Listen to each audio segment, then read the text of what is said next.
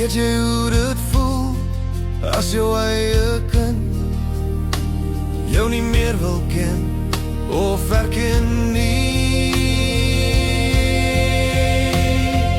Papa, ek wil so graag die seer in jou drankkassem weglaat, sodat dit so sonbesies op 'n kind wat jy lank gelede geken het, se voorkop gaan sit, omdat iemand jou dan uiteindelik weer vreugdevol papa sal wil noem.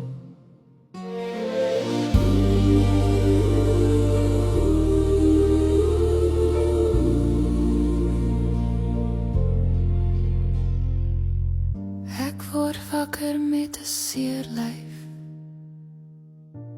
en my kop voel swaar. Ek probeer die seer in hulle oë afsluk. Daar is gif in hierdie soort vergifnis, want ek nie verdien nie.